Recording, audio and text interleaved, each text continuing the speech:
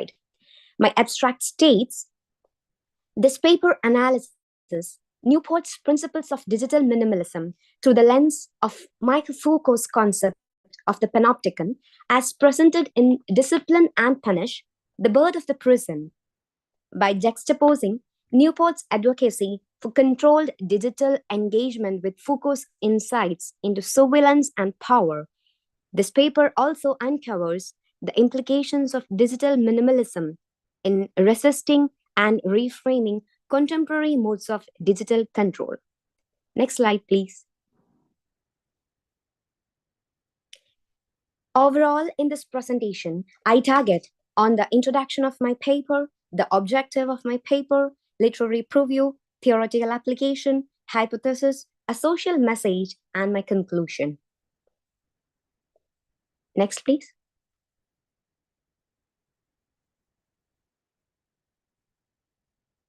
Yeah. So now I would like to start the introduction. The introduction has been divided into 5 my points, and this point states the digital dilemma.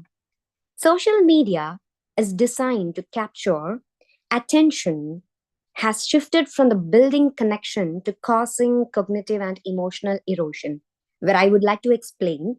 Nowadays, we can see that social media is a platform for connection, but now it has taken the platform of controlling. The dilemma here is whether social media connects or controls the people. It is designed to capture attention. Now it has shifted from building connection to causing cognitive and emotional erosion. This leads to brain rot, which was a new technical term introduced by the Oxford English Dictionary this year. Decline is now focus and creativity and well-being. So that is my second point, brain rot and mental decline. My third point states that digital minimalism as a resistance. So in my resource book, Carl Newport's Digital Minimalism advocates for intentional technology used to counteract digital oversaturation. Next slide, please.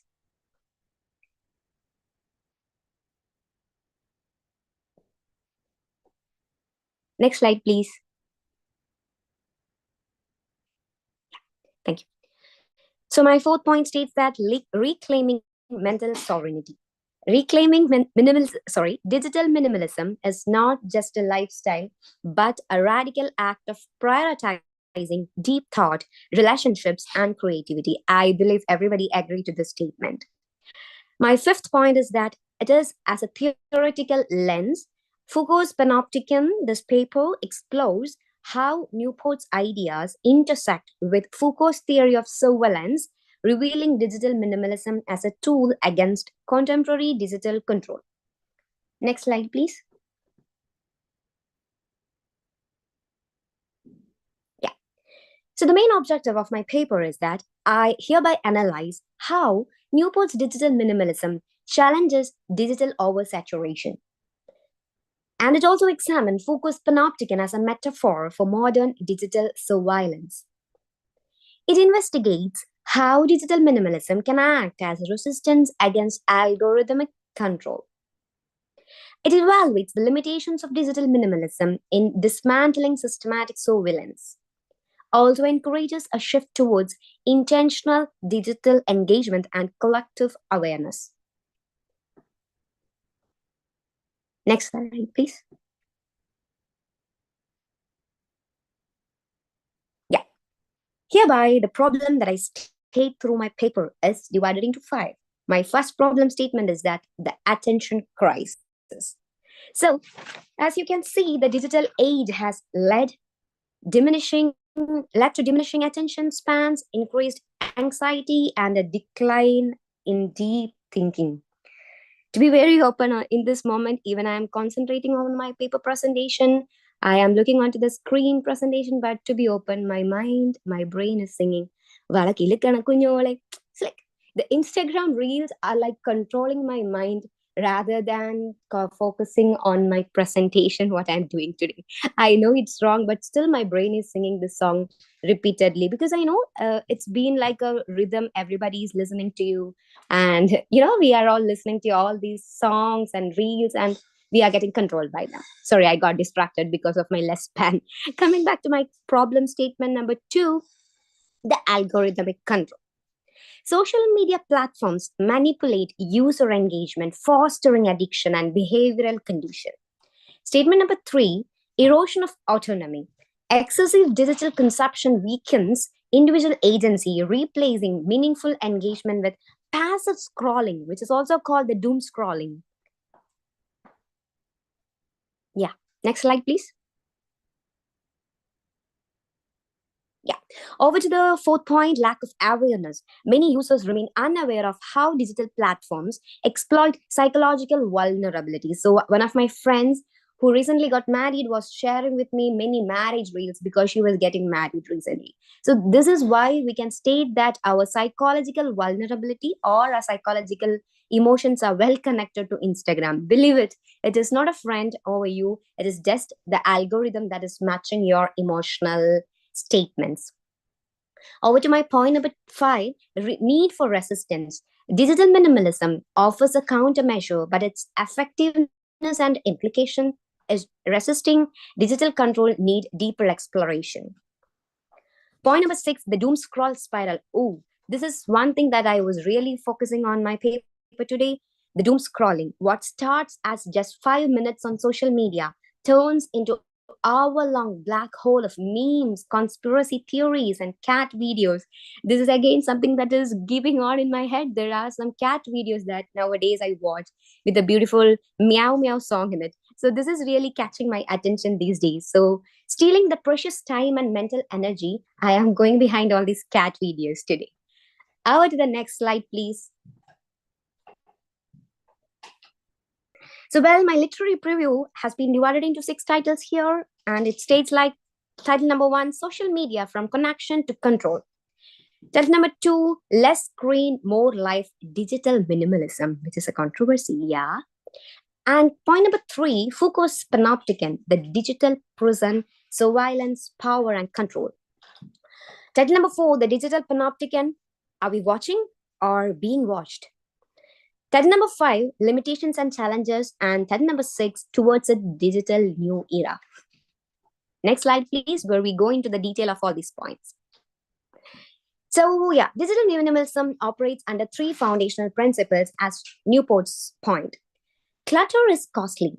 As per Newport, he argues, the cost of clutter is not just a matter of money. It also includes the psychological toll of feeling overwhelmed. Newport 43. Optimization is the key. Newport emphasizes that you cannot simply remove technology without considering what to replace it with. Newport 65. Intentionality. Purposeful engagement with technology can enhance well-being of creative space for deeper connections and more meaningful activities. Next slide, please. Yeah, going to my second literary preview point, the Foucault's Panopticon. So Panopticon as a word that we all know is from the digital prison idea, like everybody is being watched, which is very connected to this present scenario. The Panopticon serves as a model of surveillance that creates a sense of constant oversight, making individuals aware that they are being watched. So I would like to give a mention of Big Boss, the very famous the reality show where everybody is being watched and their behavior and everything is being monitored. According to Foucault, this awareness leads to people to regulate their own behavior, internalization, societal norms imposed by those in power. Code, he who is subjected to field of visibility and he who knows it assumes responsibility for the constraints of power, unquote, Foucault 202. In the digital age, this concept extends beyond physical spaces to the realm of technology where social media platforms, search engines, and government engage in extensive data collection. Much like the Panopticon, this digital surveillance makes users conscious of being monitored without knowing the full extent of it. As a result, this uncertainty influences behavior, encouraging self-censorship and conformity within online spaces. Hereby, I conclude my point number 2 that Yeah, hereby I conclude my point number 2 that everybody is being watched, everybody is being monitored. Even myself, being a beginner social media content creator, every time I present something on my social media, I have the fear of being judged. I have the fear of being receiving negative comments. So this is that psychological dilemma that I am trying to state in my point number 1. Thank you. Let us go to my point number 3. Yeah. The Foucault's panopticon, the digital prison surveillance power and control. In this digital era, Excuse me, panop- Kirti. yes, Excuse ma'am. me. Yeah. Please try to conclude your topic within 3 minutes. Sure, ma'am. Yeah. We are going to conclude the statement. So in this point, I would like to state that the data collection by social media platform and search engines and government is getting replaced by the panopticon powers or the other people in the power of the digital era. So next slide, please.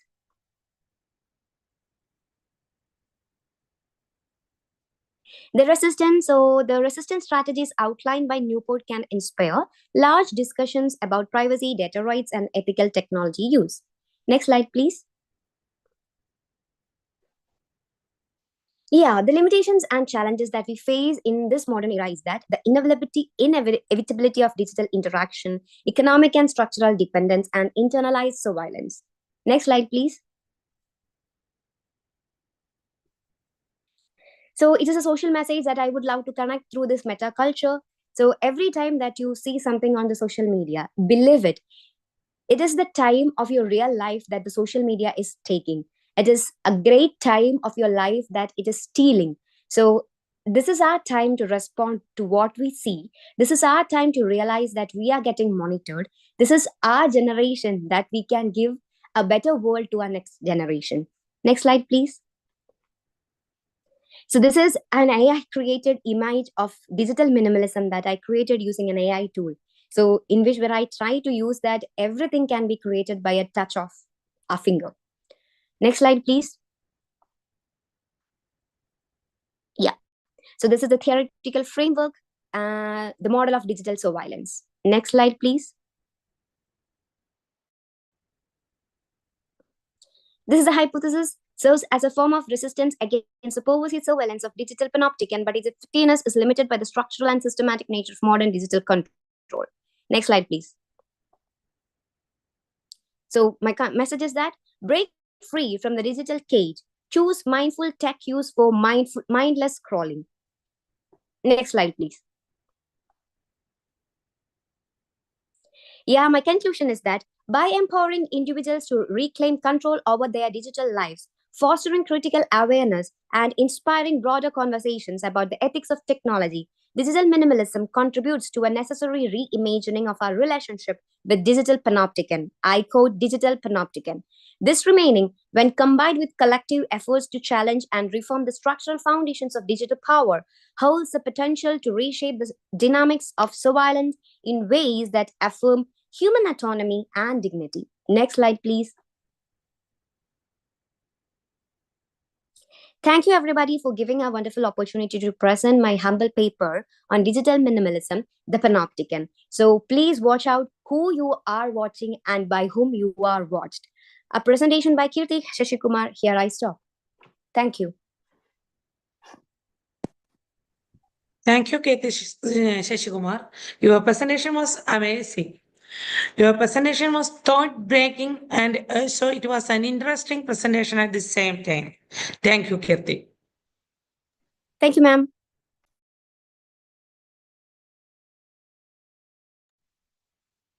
The next paper presentation is a co-authored presentation conducting by Himna CH and Mubashira. Their paper is on right to privacy.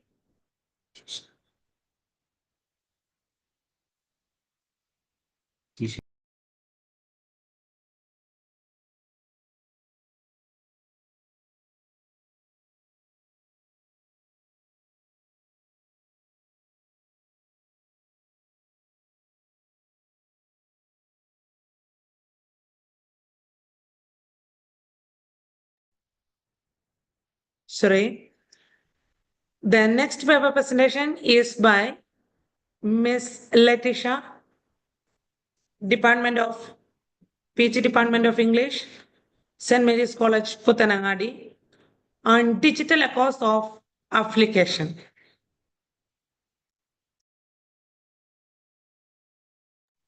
Letitia, please share your PPT.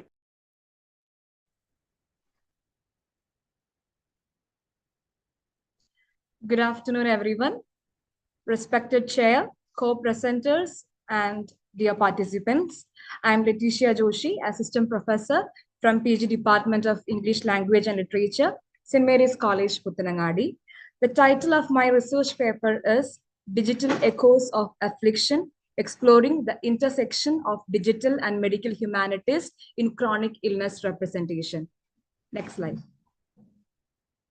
Contemporary literary studies are increasingly interdisciplinary, drawing from fields like philosophy, psychology, and digital humanities. So what is the use? This cross-pollination enriches analysis, providing new tools and perspectives for understanding text and their context.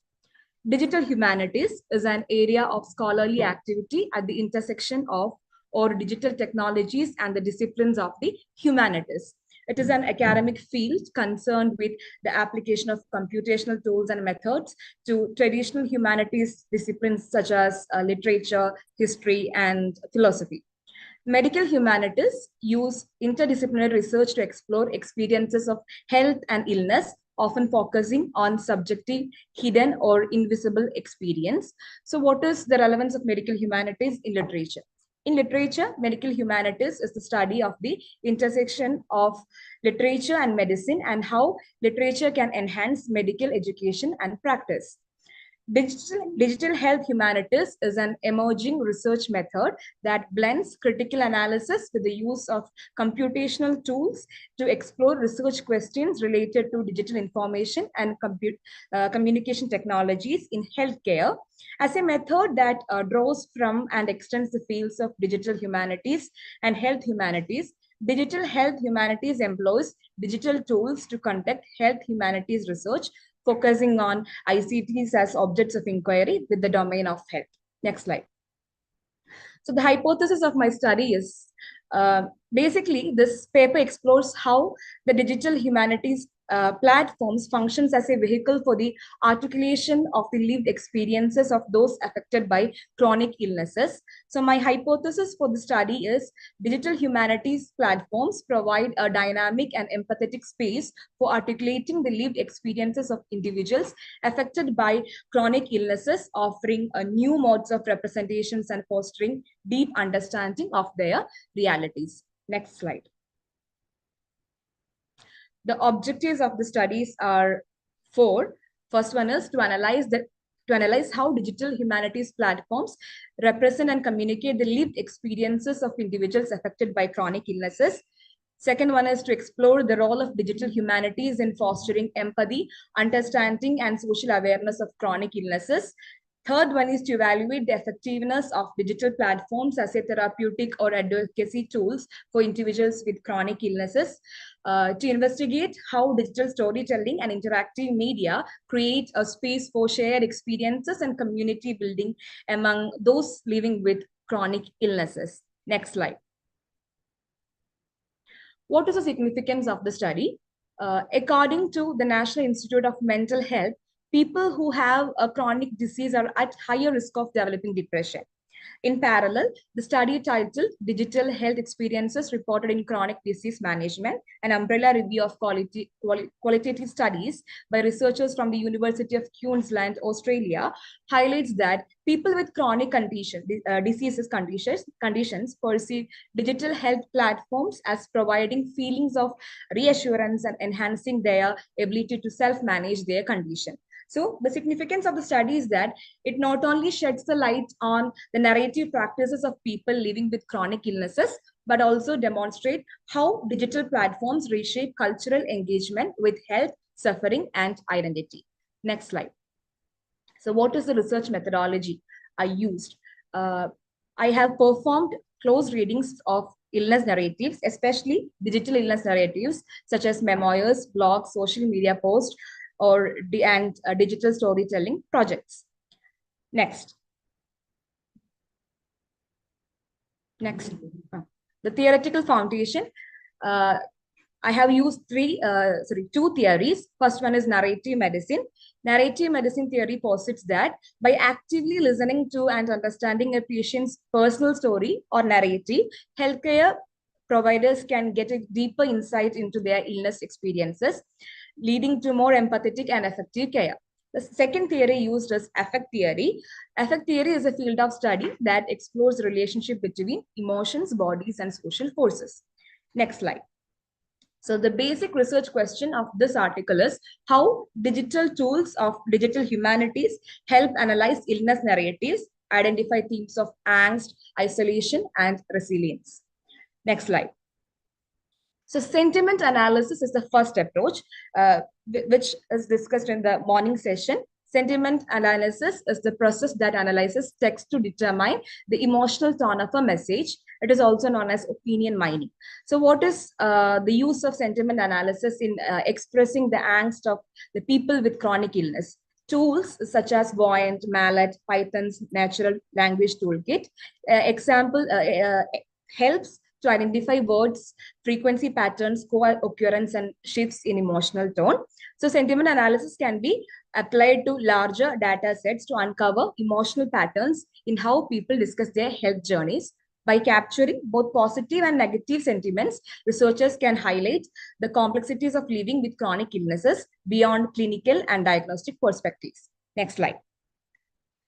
The second approach is topic modeling. A topic modeling is yet another statistical technique of digital humanities that identifies themes and organizes documents into topics. So what is the use in our field? That is, topic modeling can reveal recurring themes in illness narratives such as pain management, social isolation, stigma, hope, and resilience, allowing for a systematic articulation of these subjective experiences.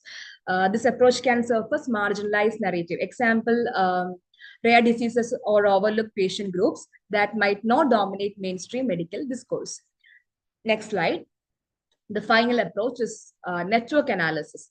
Network analysis is simply a method of studying the relationships between entities in a network. So in digital humanities and medical humanities, network analysis offers rich insights, particularly when examining digital communities of illness narratives, for example, blogs, social media groups, etc.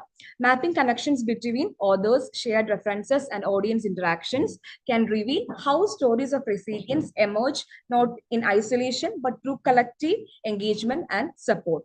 By visualizing these networks, researchers can get better understand the social dynamics that shape and sustain narrative of hope and perseverance. Next slide. So to conclude, digital humanities methodologies reveal hidden emotional and thematic patterns in illness narratives, offering both qualitative and quantitative insights. Text mining, sentiment analysis, topic modeling, such approaches helps to identify and track themes of angst, isolation, and resilience across large corpora of illness stories. Overall, digital tools empowered marginalized voices, fostering empathy and transforming the cultural discourse around chronic illness into one of visibility, understanding, and shared humanity. That's all my presentation. Thank you, one and all. Thank you for listening. Thank you, Ms. Letitia, for your awesome presentation. And you succeeded in analyzing your aims of study at an extent. Thank you. Thankful.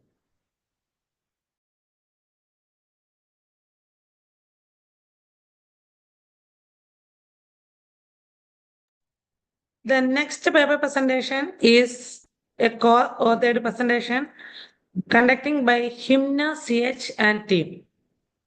The topic is Right to Privacy, Scrutinizing the Malayalam Movies, Kedam and Vikruti.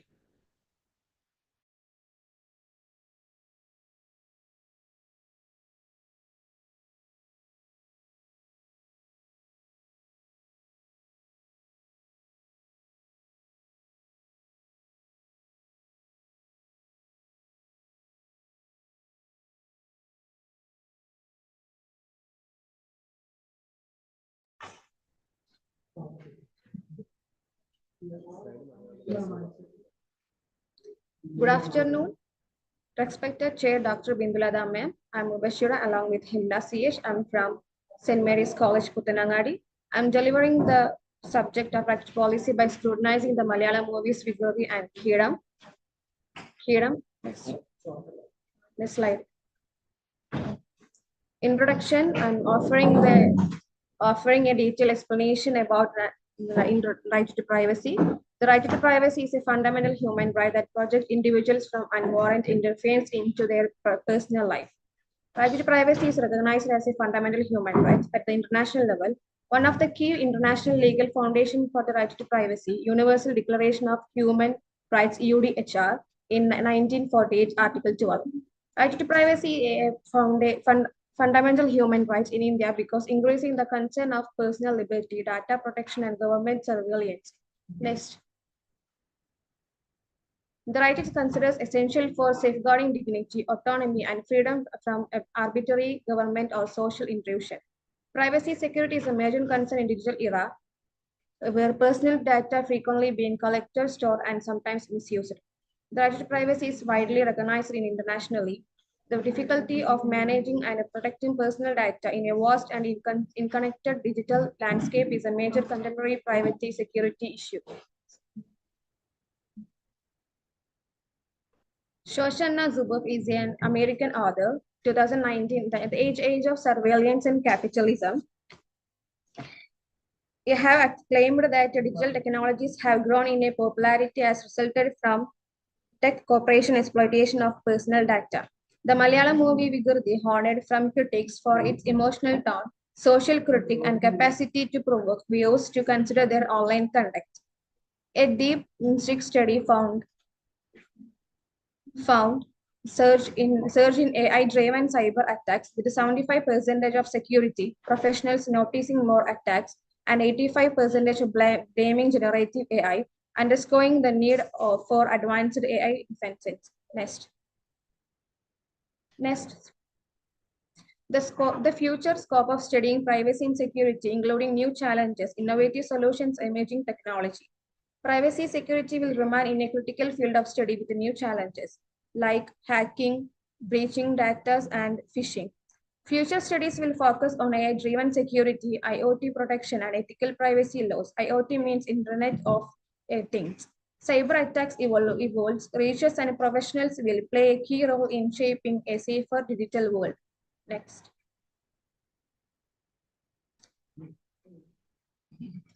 Primary focuses on a method to collect and analyze data related to personal information, upholding ethical principles of privacy. Digital data protection under Article 2023.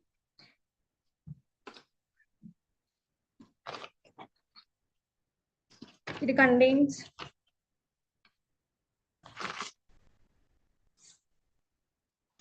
observing user behavior in digital environment to analyze privacy practices while anonymizing data where possible. The technique and procedure used to reduce security risk. In Malayalam movie, Vigurdi is based on a true event that occurred on Kochi metro train, where a picture of a sleeping, hearing speech impaired man was taken and shared online by a passenger, assuming he was drunk. It upsets the man and his family after it goes viral. And the other movie, Kiram, holding a cybersecurity professional, starts getting harassed by a cyber stalker. In a bid to teach a lesson to the perpetrator, she steps up her game to find the culprit. Both film is exploiting the idea of right to privacy and cybercrime, two variants, and warrant intrusion and data breaching. Next. In conclusion, this paper argues that privacy protection must be balanced with the national security, public interest, and innovation. Protecting privacy is essential for democracy, human rights, and professional freedom, making it a responsibility for all. Ensuring privacy in cybersecurity is shared responsibility, requiring cooperation between individuals, organizations, and policymakers to create a safe digital world. In an era of rapid technological advancement and increased data collection, the importance of safeguarding personal information has become more than ever. Right to policy, privacy and cybersecurity sharing duty among individuals because policymaker, all individuals must be actively participate in implementing strong security. Cybersecurity will threats in hacking, phishing, data breaches. My topic is relevant in current scenario because Our right to privacy must be continuously protected through strong legal frameworks, ethical standards, and technological safeguards. Preserving privacy is vital for maintaining personal autonomy. Thank you.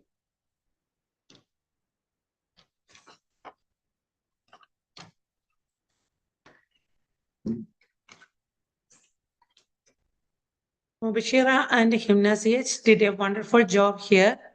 Congratulating both of you for doing this presentation here. Thank you, dears.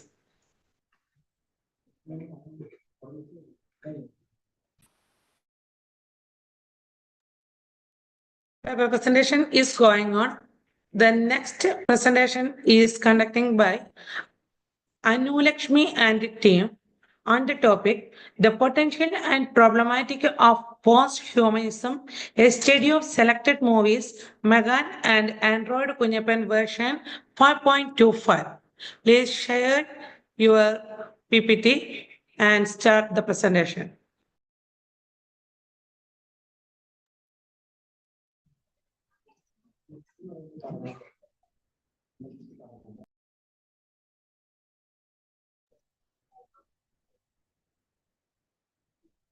Am I audible?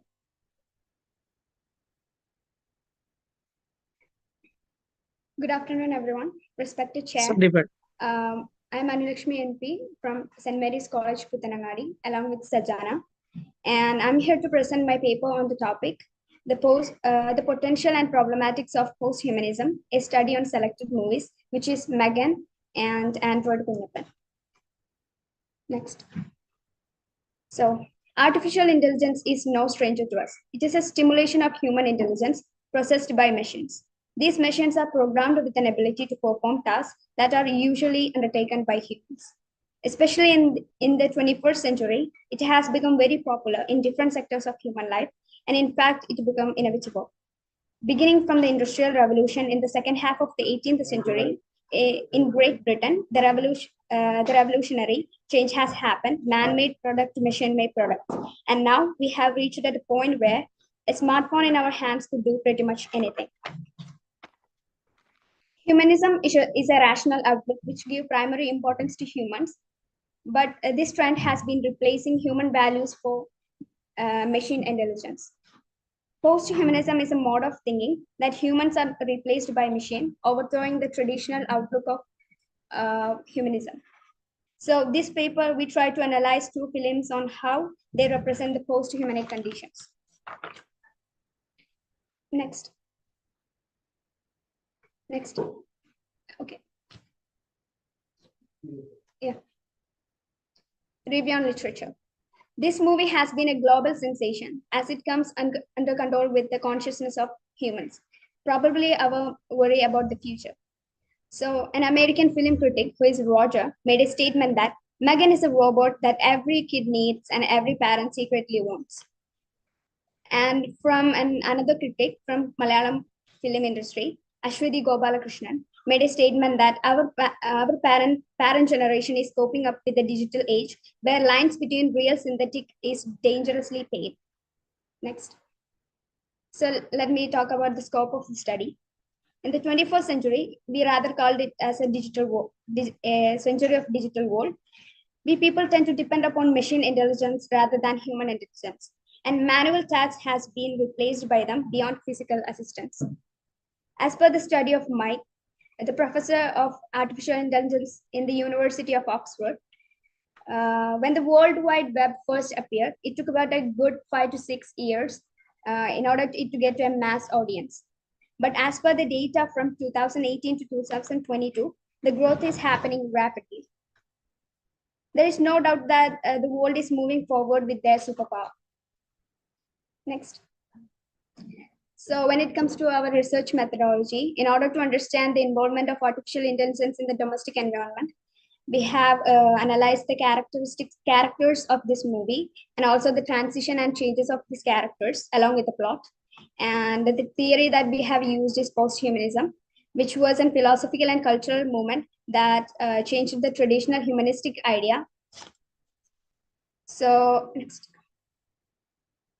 When we talk about this, both of these films, let me start with Megan. In American science fiction, Megan stands for Model 3 Generative Android. Katie is the protagonist of the movie, and the unexpected death of Katie's parents, Gemma, who was the aunt of Katie, decided to accompany her with a prototype called Megan. At first, it seemed to be everything was okay at first, and then Megan slowly started to replace the role of Gemma in every single sense. Megan's role was to protect Katie from the external problems, but in order to do that, Megan started to attack her loved ones. So it shows the lack of intelligence considering human feelings. Robots could never understand the emotional outburst of a human being. It is very complex.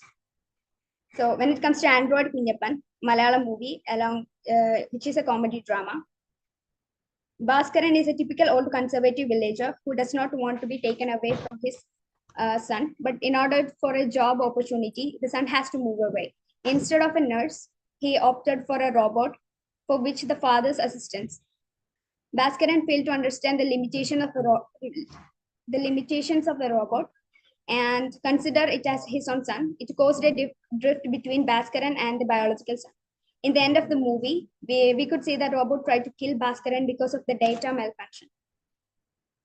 Next.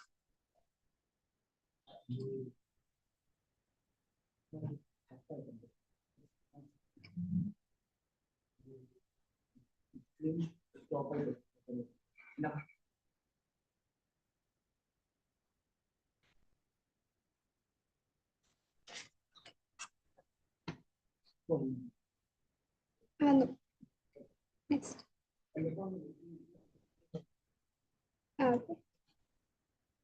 So let's move to the conclusion. AI has shown its capacity in medical, privacy, automobile, and so much more. And its convenience and efficiency to perform functions which is fragile to humans are unmatched. And obviously, and this should be an adequate level of advanced technology in the growing economy in order to achieve sustainability to an extent. But the real question is, at what cost? To be equal to human, it should acquire the abilities of sympathy, empathy, kindness, and even deeper consciousness. It should be used as a tool to amplify human capability and not to replace them. That's a primary function of artificial intelligence, and it should gravitate towards physical assistance. And it should be considerably limited in the domestic space, which is very important, which is that portrayed in both of these movies. And human consciousness and machine intelligence should be far, far, far away from each other. And it need to be something that is addressed. So let me conclude by saying it is not the artificial intelligence that we should be afraid of. It's human stupidity. Thank you.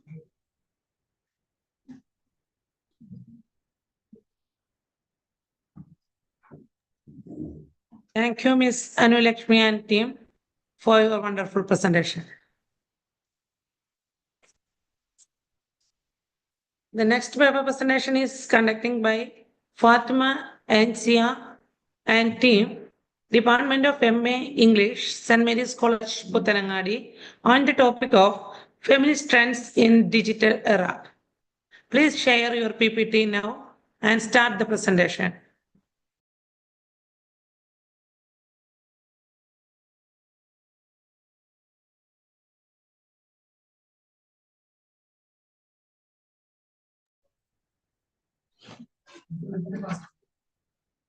Good afternoon, respected Chair Dr. Bindulata ma'am. I am Rinsha Noori.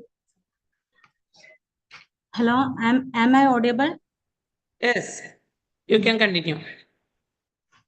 Good afternoon, respected Chair Dr. Bindulata ma'am. I am Rinsha Noori along with Fatima and Zia from MA English Language and Literature. I am honored to present our paper on feminist trends in digital era, analyzing selected movies, Teri Baaton Mein Aisa Ulja Jiya and Ex Machina. In this presentation, I will discuss about how through AI and robotics, the patriarchal power structure control women.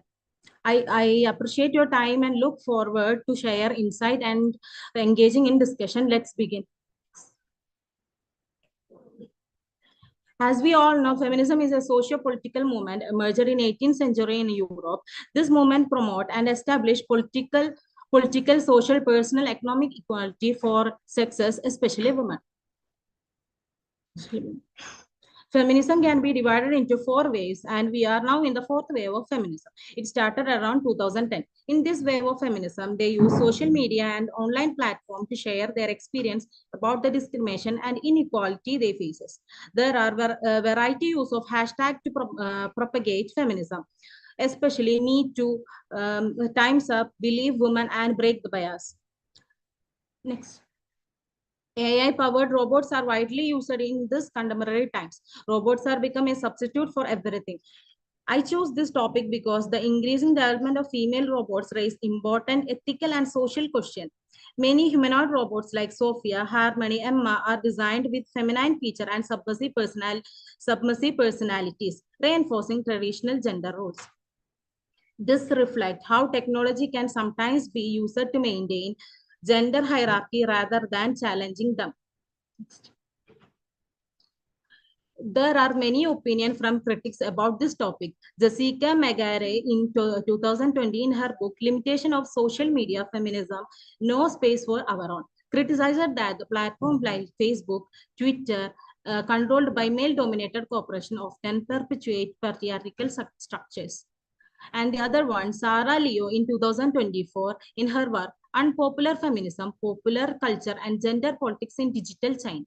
She discusses how feminist rhetoric is often co-opted for profit, leading to a diluted form of activism that prioritizes marketability over genuine social change. And the scope of this study. This topic is highly relevant because it highlights the rapid development of AI and gendered robots. Especially female humanoid robots raises significant social and ethical concern. Many of these robots are designed with traditional feminine traits, reinforcing outdated gender norms rather than challenging them.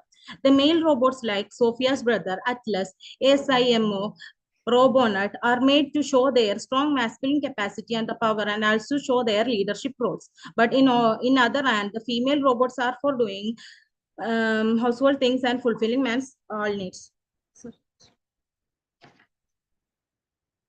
This study aimed to highlight how the gendering of AI and robot contribute to reinforce male-dominated power structure by analyzing 2 selected movies, Teri Baaton Mein Aisa Ulja Jiya and Ex Machina.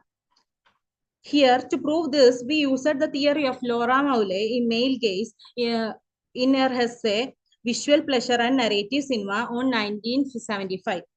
It describes women are often objectified and framed primarily for male pleasure in films. In Ex Machina, the robot Eva is a literary embodiment of a male gazer designed by Nathan. Has an AI with a hyper-feminized body intended to be a pleasing and subservient. And in case of Sifra, the robot in Teri Baaton Mein Aisa Diya, she is designed to be a perfect female partner. Sifra is coded as a subservient and idealized version of femininity, reinforcing patriarchal idea of an ideal woman who is always available, beautiful, and undemanding. Both the male protagonist Aryan and Nathan in these movies are the archetype of the dominating men, exerting control over their respective female AI companion. Their character reflects patriarchal power dynamics where men create, shape, and dictate the existence of women according to their desire.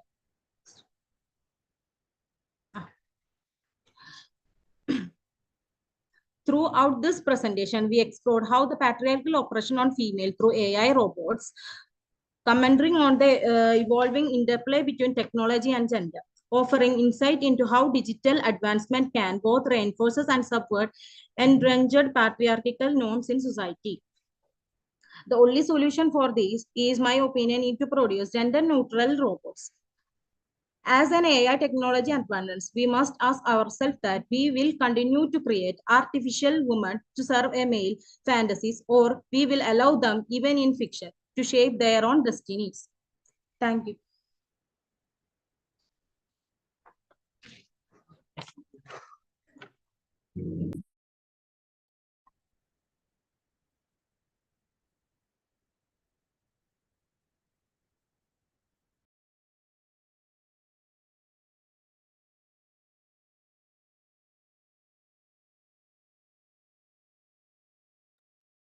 Your presentation is very good. And the next presentation is by Surya Chandran and team on the topic Breaking Stereotypes in the Digital Age, Feminist Narratives in Lapata Ladies and Jaya Jaya Jai Hai. Please share your PPT and start the presentation now. Good afternoon, respected chair and all the members. I'm Surya Chandran along with Aishida from St. Mary's College, Putanagadi. Today, our goal with this presentation is to create an awareness to the term what is feminism. Through the topic, breaking the stereotype in the digital age, feminist narrative in the movies Lapata Ladies and Jai Jai Ho. We all know about what is feminism and why feminism stands for. Through the topic, we will discussing how feminist narrative in contemporary cinema challenges gender stereotype. Especially, we will explore two thought-provoking films, Lapata Ladies and Jai Jai Ho, which distance traditional gender norms and offering empowering perspective on women's autonomy.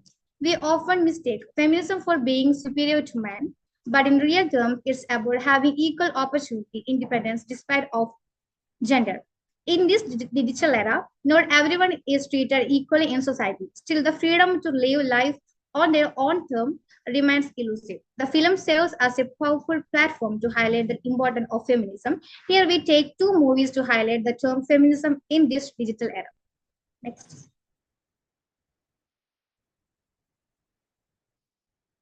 So let's move on to the review of literature. Dahud Desai is a senior film critic and the Hollywood reporter in India, and he is also praised the film of their critic storytelling and strong message of about women's empowerment.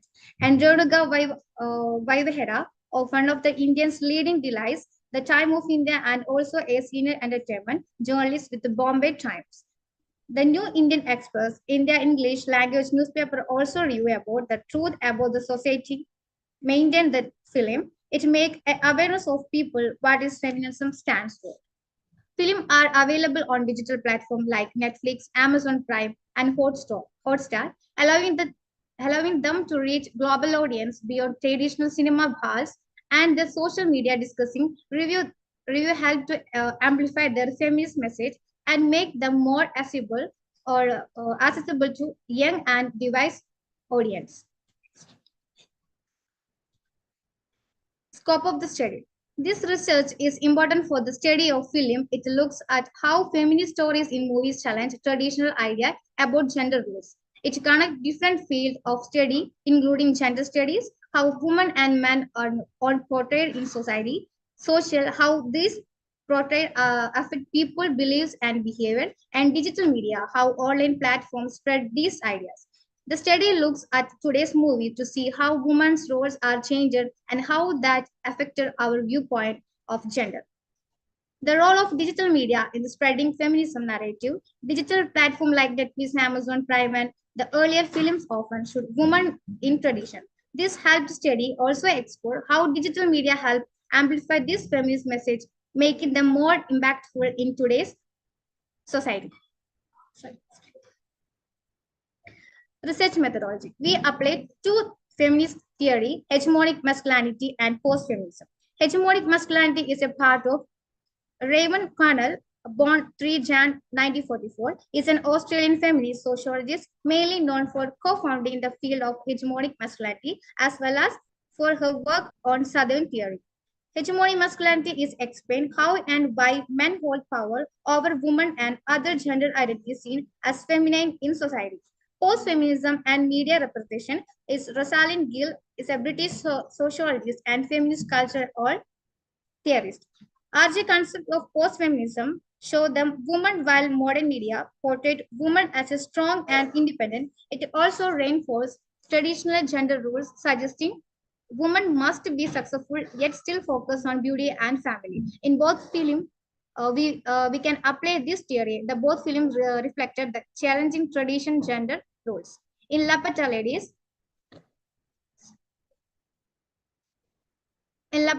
directed by Kiran Rao and produced by Amir Khan in 2024, the both women character Jaya and Fool, who lost after the trade picks up the journey, the film questioning traditional expectation of women in marriage and society. At the end of the movie, the They break their patriarchal gender roles. In the case of Jay Jaya,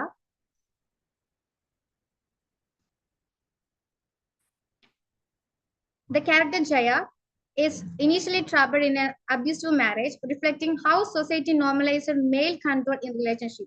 However, she leads to fight back that criticize the idea that women should silently endure mistreatment. Both movies tackle the main issues like women's independence, domestic violence, and social exploitation, pushing back against traditional gender roles. So we can apply the two theory on these movies. In these two films focusing on woman discovery, self-worth, the female character realizes they don't have to conform patriarchal expectation and make it independent choice. In Jai Jaya Hai, learning self-defense and challenging the abuse system around her. This highlighting their resilience, intelligence, and ability to shape their own destinies. Film has sparked important discuss about gender equality and highlighting the importance of women standing up for themselves and making their voice heard in society. Let's move on to the conclusion part. Feminist narratives are most important than ever in the digital age. Streamingly and social media help this film reach more people, encouraging conventional about equality and challenging societal expectations. This movie entertained while also inspiring viewers to question norms and support women's power. Mainly online platforms like blogs and review sites discuss the film from a viewpoint, bringing gender issue into spotlight. Viewers share their personal stories and thought inspired by their film, helping to raise awareness about gender equality. In both films, Lapata Ladies and Jai Jai, they the buffet gender stereotypes by portraying women as strong, independent figure who resist oppression and final empowerment. This film breaks from tradition by highlighting women's journey instead of portraying this as a passive. So we can say that upcoming years, this film would be able to make sure what feminism really stands for. Indian feminist cinema, exemplified by film like Lapata Ladies and Jai Jai, uses film as a tool for inspiring conversation about women's rights and empowerment. As digital media evolves, the narratives will play a key role in the shaping positive attitude about gender equality. That's all my presentation. Thank you. Congratulations to Surya Chandran and Aishwarya for your wonderful presentation. And we continue.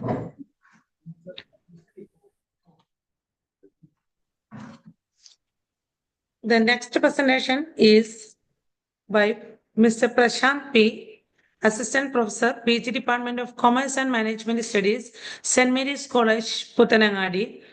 His topic is on human rights violations in digital era, challenges and future prospects. Please share your PPT and start the presentation.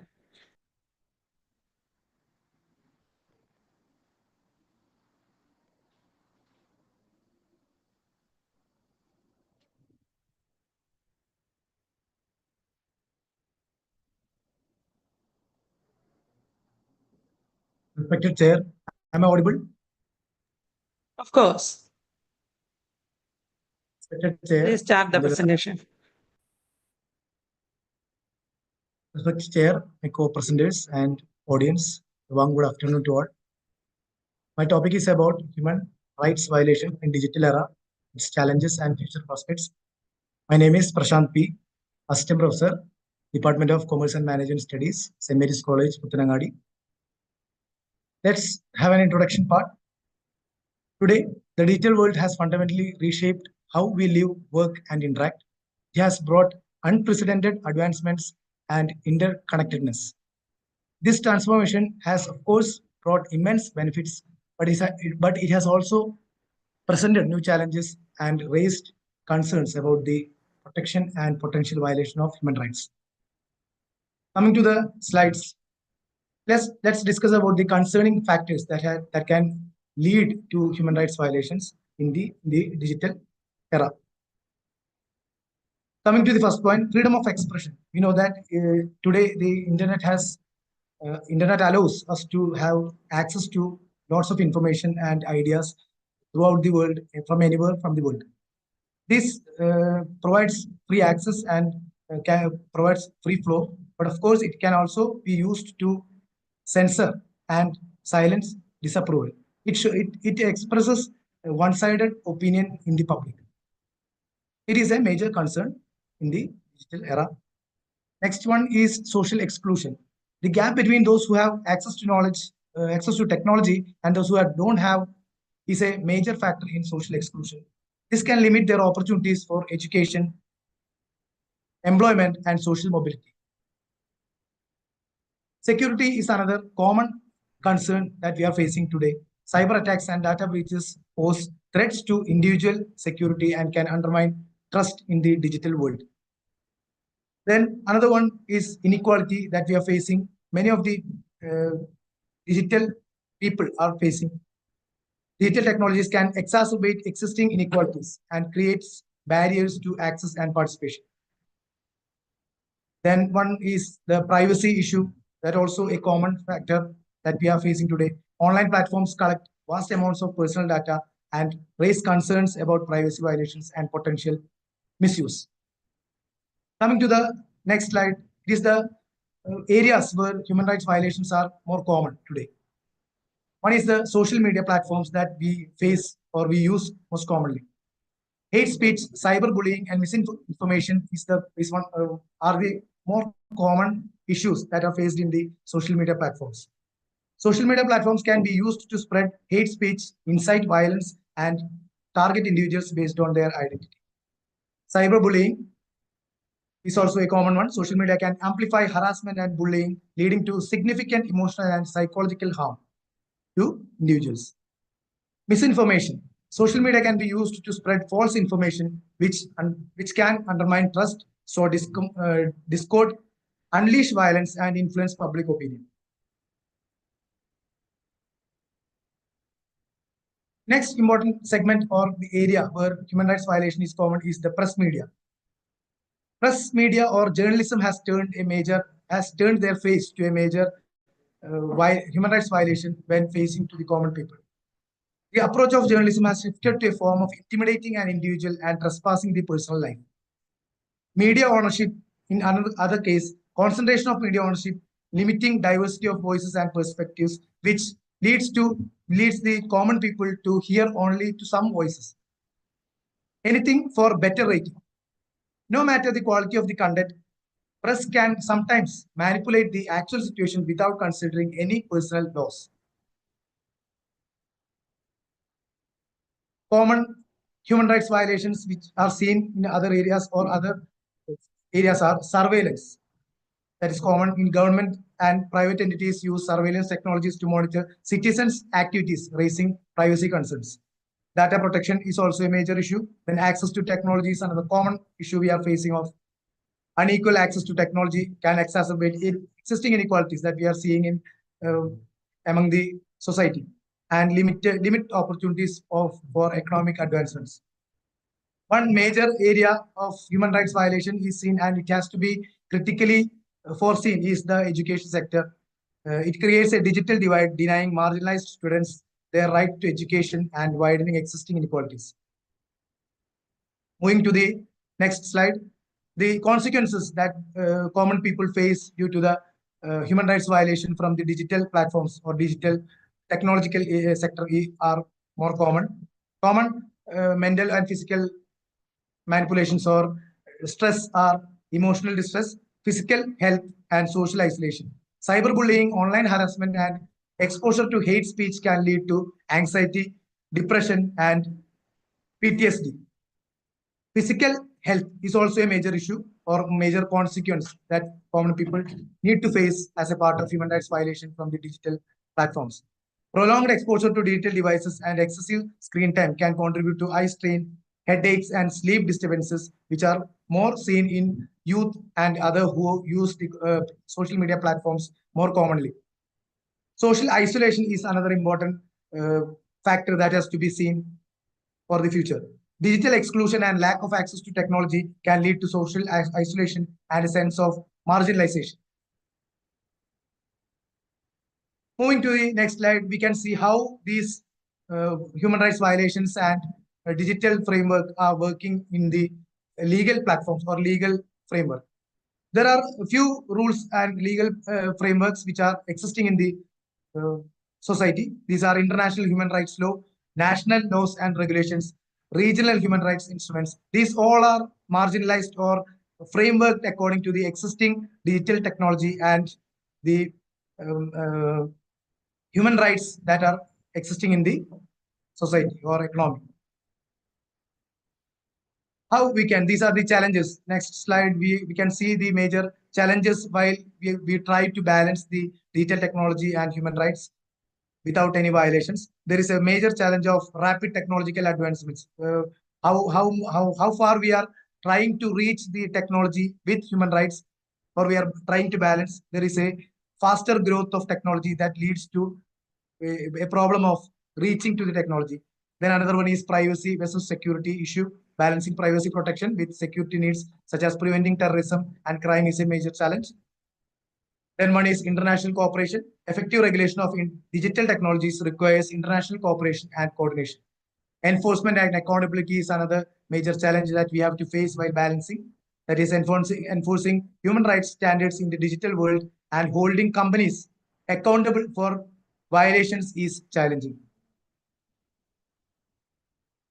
So how we can balance these human rights and the digital technology is another important issue or challenge. This can be overcome using the following strategies. We can try. Digital literacy and education is an important method to overcome the human rights violation in the digital era.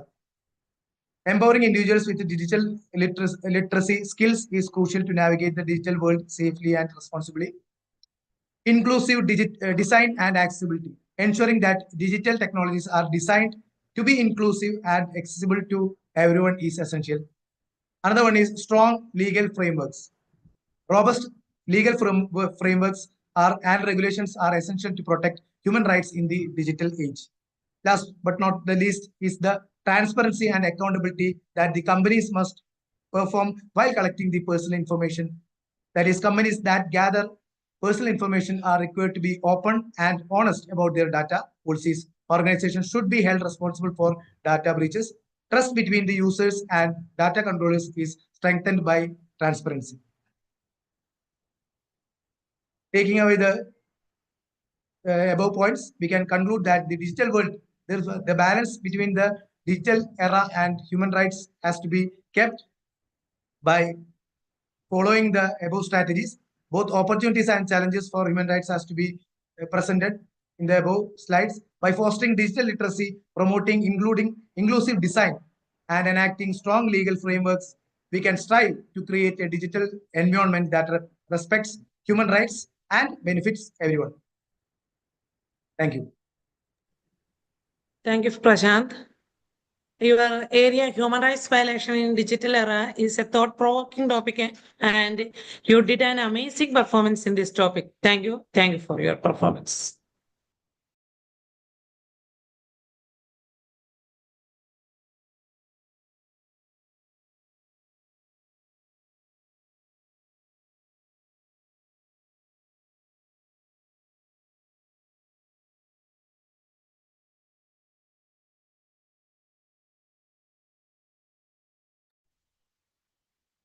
Paper presentation is going on. The next paper presentation is conducting by Advocate Anuja KN, School of International Relations and Politics, MG University, Kottayam. And the topic is on cyber laws and IPR in the age of AI. Your PPT is ready to present. Check your audio and start your presentation now. Thank you, ma'am. I expect I'm audible. Ma'am, am I audible? Okay, thank you, ma'am. Good afternoon, everyone. Myself, Anuja Kain. Today I'm going to present a paper on cyber laws and IPR in the age of AI. So, with the emergence of artificial intelligence and its integration into our daily life, several existing technologies, the digital landscape worldwide, including India, has undergone far-reaching transformations. AI, with its ability to analyze large data sets, learning patterns, and generate creative and functional output with accuracy, efficiency, and reduced cost, offer unprecedented opportunities. However, the rapid spread of also presents significant challenges, particularly in the domain of law and ethics. So, in this article, I'm trying to explore the intersection of AI in two critical areas of Indian law, which is cyber law and intellectual property right.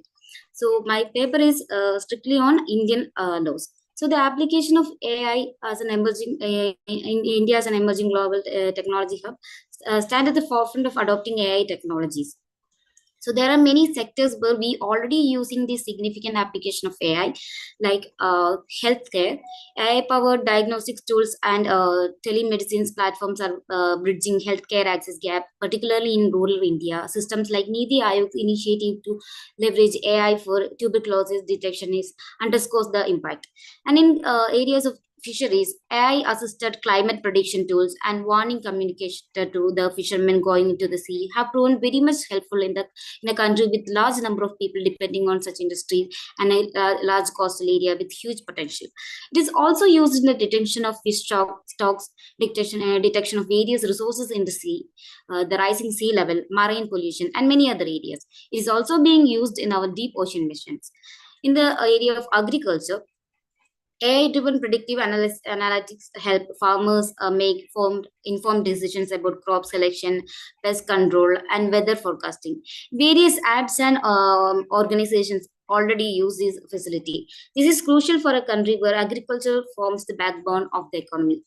In the case of weather prediction, India is actively using artificial intelligence to enhance its weather prediction capabilities, particularly through our Indian Meteorological Department, which is incorporating AI into climate models to improve the accuracy of forecasts, especially for extreme weather events like floods and cyclones. In the governance sector, government programs like AI for All aim to improve public service delivery. AI-based systems are used for tax compliance, fraud detection, and citizen engagement platform. A humble example would be the use of AI cameras in detecting traffic law violations. In the education sector, AI-enabled adaptive learning platform offers personalized education content according to the need of each learner. It regulates improving outcome for students across various socioeconomic backgrounds. It also helps the students with counseling, augmented reality, automated tasks, interactive experience also.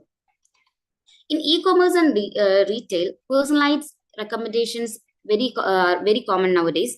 The apps collect and use the information of the user and their preferences with the help of AI tools and assist in finding the right product, inventory management, and placing order and even tracking. The chatbot enhances customer experiences and operational efficiency. Next slide, please. So, as any good and a novel thing, despite its various benefits, AI raises several concerns. So, the ethical and legal concerns are the area are many. So, the areas which need to in-depth studies and discussions. Issues like algorithmic bias and lack of transparency, privacy breach, discrimination, fairness, inclusiveness, and accountability are among many other concerns in AI decision making, which create ethical dilemmas. Cyber security risks, such as the integration of AI into critical systems, increases vulnerability to cyber attacks. It also raises concerns of privacy breach, where AI systems require a vast amount of data and raising questions about the security and misuse of personal information. Copyright infringements, ownership, accountability, or other issues comes under legal purview. When you come to the intersection of AI and cyber laws, previous slide. As artificial intelligence continues to revolutionize the industries, it creates intersections with the realm of cyber law and intellectual property right. So in the case of cyber law and AI in India, cyber law in India is primarily governed by the Information Technology Act of 2000. This act was enacted to focus on regulations of electronic commerce, cyber crimes, and electronic governance. However, the IT Act was drafted long before AI became a pervasive force, not expecting and able to accommodate the issues it may raise, leaving substantial gaps, lacunas, and gray areas in its ability to address AI-related concerns. So there are many concerns which is not addressed in the Cyber IT Act of 2000. First one is lack of accountability for AI-related crimes. AI systems can generate deep fakes, misinformations, and automated cyber attacks, but the law does not clarify who is liable, the developer, the user, or the AI itself. Then comes the data privacy and AI ethics. AI-driven systems collect and process vast amount of personal data, but India's current law do not provide clear AI-specific data protection rules. The biases and discriminations in AI decisions is another issue, which is not addressed in the Act. AI algorithms can be biased due to flawed training data, leading to discrimination in hiring, loan approval, or law enforcement. No regulation on AI-generated content is another issue which is not addressed also. AI-generated art, music, and text create intellectual property issues. Cybersecurity and AI-based threats is another issue which is also not addressed. AI being used for automated hacking, phishing, and deepfake scams, yet the IT Act does not clarify AI-specific threats. Sectors like healthcare, finance, and law enforcement increasingly use AI, but there are no legal safeguard against incorrect AI decision leading to harm. So the lack of governance in critical sectors is also a gray area which is not discussed in the IT Act of 2000. Next slide, please. Okay, so data protection of individuals is another area that was not discussed in the 2000 Act. So the absence of comprehensive data protection legislation in India was a threat. And after the enactment of that Digital Persons Data Protection Act of 2023, there were some changes. So even in this 2023 Act, the AI, the concept of AI and the subsequent issues which may pose by the AI is not expressly addressed. So there are issues due to the DP Act not explicitly mentioning AI. While the Digital Personal Act lays a broad framework for the data privacy, it does not specifically address artificial intelligence or the issues which is happening due to artificial intelligence. So first one will be lack of clarity on AI-driven automated decision making. AI models, especially machine learning algorithms, often make automated decisions, create examples are credit scoring, job screening, and medical diagnosis. DPDP does not clarify whether individuals have the right to challenge AI-driven decisions. As a result, companies deploying AI for decision making lacks clear legal guidance on how to handle AI-related grievance. Then uncertainty in AI training using personal data. AI model often requires large data set for training, which may include personal data. So the Act does not specify whether AI companies can use publicly available personal data for training, or the AI model trained on Indian user data must be retrained or anonymized to comply. So AI companies risk legal action if they unknowingly train models on personal data without proper consent. No AI-specific data protection exemptions is another issue, where the DPDP Act does not allow certain data processing without consent from the legitimate use. So, however, it does not clarify if AI-powered fraud detection, predictive analytics, and AI-driven risk assessment qualify for these exceptions. So, generative AI models such as chatbot, content generation. Excuse me, Anuja. Yes, ma'am. Please try to conclude your topic within 3 minutes. Yes, ma'am, definitely. So these AI models must obtain explicit user consent for every interactions. Then another issue is the challenges in regulating AI bias and fairness. AI models can exhibit bias based on the data they are trained on. So biased hiring tools or discriminatory loan approvals, the DPDP Act does not mandate AI fairness audit or bias detection framework. Lack of AI transparency and explanatory requirements. The Act does not require AI system to be explainable or provide user with reasons behind AI-driven decisions. Then no distinction between AI processed data and traditional data processing. AI models process both structured and unstructured data like social media posts, images, and voice data. The DPDP Act treats all personal data equally without specifying rules for AI processed versus manually processed data. Cross-border AI data transfer and other uncertainties is another issue, where AI companies often train models on global data set, but DPDP Act does not allows the government to restrict data transfer to certain countries. No guidelines for AI-generated synthetic data. AI can create synthetic data, fake but realistic data, to train models while avoiding privacy risks. The DPDP Act does not clarify whether synthetic data is subject to the same privacy rules as the real data. So, when it comes, next slide, please. When it comes to intellectual property law, right, and the laws of India, there are different types of intellectual properties and different intellectual property laws. So first, one of the main laws is the Copyright Act. Under the Indian Copyright Act of 1957, copyright is granted to the author or the creator of the work. However, the act assumes that the author is a human being. Whether AI-generated content autonomously there is raises several questions, such as who owns the copyright, the AI developer, the user, or the who provides input, or the no one at all, or the AI itself is another confusing point. And whether the copyright, the generated data, or the copyrighted document, it should be copyrighted, is another issue also. In some countries like UK, there are some appreciable new laws are coming. So India must try to adopt these such laws.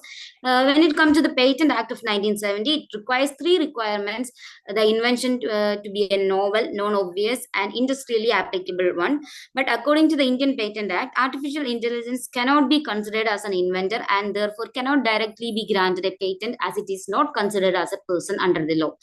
Under the Trademark Act of 1999, AI-generated trademark can be protected if they meet certain standard criteria under the Act. AI's ability to autonomously create branding elements such as distinctive logos, slogans, pose questions about trademark registration and ownership. Sometimes these creations will be based on and may resemble an existing well-known mark. Also, if an AI system generates a logo, who has the legal right to register it as a trademark is another question. Next slide, please. So there are several legal and ethical challenges. First one will be the authorship and ownership of the AI-generated content. One of the most debated issues is in the legal sphere is the question of authorship and ownership. The Indian Copyright Act of 1957 recognizes human authorship, but it does not account for works autonomously generated by the AI. When the AI system creates a painting or music or any piece of writing, it is unclear who holds the copyright, and the AI developer, the user providing the input, or the AI itself. The courts in India are yet to adjudicate cases specifically addressing this issue, creating a significant legal vacuum. The accountability for AI-driven actions is another issue. AI systems, particularly those with autonomous decision-making capabilities, raises concerns about accountability when things go wrong. So the Indian legal system does not yet have a framework for attributing liability in case of whether AI system cause a harm or make an erroneous decision leading to a grave area. For example, if an AI-powered healthcare system provides incorrect diagnosis or leading to a patient's harm, or AI-powered car use causing an accident, determining whether the fault lies with the developer, user, or the AI itself is challenging. Cybersecurity and data privacy is another issue. AI relies on vast amount of data, introducing significant cybersecurity and privacy risks. The Indian primary cyber law, the Indian Information Technology Act of 2000, lacks specific provisions to regulate these the data collection, storage, and processing of data by the AI systems. The Digital Persons Data Protection Act of 2023 seeks to address these data privacy issues, but its implementation and effectiveness still is inconclusive. Algorithmic bias and discrimination is another issue. AI systems are only as biased as the data they are trained on. Biased data set can lead to discriminatory outcomes. Indian laws such as the Constitution of India prohibits discrimination on various grounds, but these are not specific regulation addressing algorithmic data bias. So, for instance, AI recruitment tool trained on a biased data could perpetuate gender or caste discrimination, violating the constitutional principles. The ethical use of AI in decision making is the one of another issue where AI increasingly use critical decision making areas such as law enforcement, healthcare, and finance. However, these ethical concerns persist. So the decision made by AI systems can have far-fetching consequences, yet there are no specific legal standards to regulate these use in the sensitive areas. For example, predictive policies policing system powered by AI could lead to wrongful arrest or violations of fundamental rights. In such areas, human intervention and critical thinking and responses is necessary. Cross-border jurisdiction and enforcement is one of the last issues I'm going to talk about.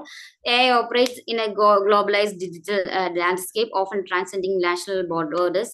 So according to Indian laws of the IT Act of 2000, it is limited in the Indian territory only, making it difficult to address issues involving cross-border AI systems. Intellectual property is a dispute, including AI-generated content, often spans multiple jurisdictions, means multiple countries, complicating the enforcement. Next slide, please. Can you change it to the other slide? Sorry, I was going to talk about policy recommendations, but I think my previous slide got repeated. So, as a recommendations for solution for these existing issues, first one, I'm trying to recommend a comprehensive AI legislation. India needs dedicated and comprehensive legal framework to govern development, deployment, and regulations of AI technologies, addressing issues such as accountability, algorithmic transparency, data protection, and ethical use. This legislation should provide a clear uniform and of AI and its subdomains, including machine learning, natural language processing, and generative AI and its scope. Also, key terms like AI-generated content, autonomous decision making, and algorithmic accountability need to be defined in order to address the challenge it may pose. Another recommendation is the intellectual property reforms. AI ability to generate creative and informative output necessitate reforms of several of India's intellectual property laws. The copyright reforms, amending the Copyright Act 1957 to include provisions for AI-generated works, granting copyright to the persons or entity that arranges for the creation of the work, as seen in the jurisdiction like UK. Then in patent reforms, update the Patent Act of 1970 to address AI-generated inventions by introducing provisions recognizing AI as a co-inventor in cases where human intervention is minimal. In cases of trademark and design law, ensure that AI-generated branding elements such as logos or slogans are eligible for trademark registration, or on other hand, limiting resemblance with well-known marks should be kept in mind. Addressing the ownership right of AI-created designs under the Designs Act of 2000 is necessary. Another recommendation is strengthening cybersecurity framework, AI integration into diverse areas, especially in critical sectors, increase the risk of cyber attacks and data breaches. To address these concerns, we need to amend the IT Act 2000, include AI-specific provisions addressing cybersecurity threats such as adversarial attacks and on AI models, regulate regular security audits for AI system deployed in critical infrastructure, clauses for protection of whistleblowers in such occasions. Also, implementation of robust data protection measures to safeguard personal data protection by the AI system under the DPDP Act of 2023. Another recommendation is the ethical AI governance. Ethical concerns surrounding AI impact on society and people must be addressed through governance framework, algorithmic transparency, preventing algorithmic bias, and establishing ethical AI boards. Another recommendation is the international collaboration. When given AI transnational nature and impact, India must engage in international collaborations to harmonize AI regulations and address cross-border challenges of jurisdictional encroachment, participate in global AI forums, join international initiatives such as Global Partnership on Artificial Intelligence, initiatives of UN to influence global AI policies, collaborate with countries and organizations to establish international AI standards, bilateral and multilateral agreement to negotiate agreement with other nations to address issues such as cross-border data flows, intellectual property dispute, AI-related cyber crimes, extradition and repatriation, adopt international best practices from other countries. And another recommendation is judicial and regulatory reforms to ensure effective regulations and enforcement of AI laws. India must enhance not only its policies but also judicial and regulatory capacity, train judiciary and legal professionals specializing in training programs on current AI technologies and their implications for judges, lawyers, and policymakers, and establish AI tribunals, constitute dedicated tribunals to adjudicate AI-related disputes such as intellectual property claims or algorithmic bias complaints, and strengthen regulatory bodies, empower agencies like Ministry of Electronic and Information Technology with additional power to oversee AI development and deployment. And promoting innovations and inclusivity. India's AI policy should strike a balance between regulation and fostering innovation, support research and development, provide government sector sanctioned funding and incentives for AI research and innovation, particularly in academia and startup domestically. It is call of the hour. It will promote the development of indigenous AI technologies and companies to reduce dependence on foreign solutions, and insurance inclusivity, use the AI to bridge digital and economic divides, ensuring its benefit reach rural and marginalized communities rather than concentrating in a particular area, class of people or sectors. And public awareness and stakeholder engagement is another, the last recommendation I want to make. Effective AI governance require active participation from all stakeholders, including public, government, and executive and judiciary. Public awareness campaigns like educating citizens about the benefit of the risk of AI, empowering them to make informed decisions, promote digital literacy programs to enhance understanding of AI technologies, how to use them, the importance of protection of individual privacy, and stakeholder consultation involves industry expert, academics, and civil society organizations, NGOs, individuals, publics, affected groups in the policy making process. By implementing these recommendations, India can create a comprehensive and balanced legal framework that fosters the innovation while addressing the ethical, legal, and social challenge. Next slide, please. So as a conclusion, I want to say that India's current legal framework rooted in a pre-AI era, and it struggled to address the complex issues such as authorship of AI-generated works, algorithmic accountability, data privacy, and ethical AI governance, accountability, jurisdiction, etc. So intellectual property laws, cybersecurity regulations, and cross-border enforcement mechanism require urgent reform to accommodate AI and unique characteristics, also considering its future development. So that's all thing anything I want to talk about AI and the issues AI poses and in the Indian context. Thank you so much. Thank you, Advocate Anuja, for your presentation. Your topic is closely related with the webinar theme, and you did a great job in this. Congratulations for your presentation. Now our presentations are over. Here we had conducted 13 presentations. Almost all of them are highly related to the conference theme. All the presenters and the audience keep a good ambience during the presentation. I am thankful to all the presenters and creating this ambience here. Our session is over, and thank you. Thank for everything.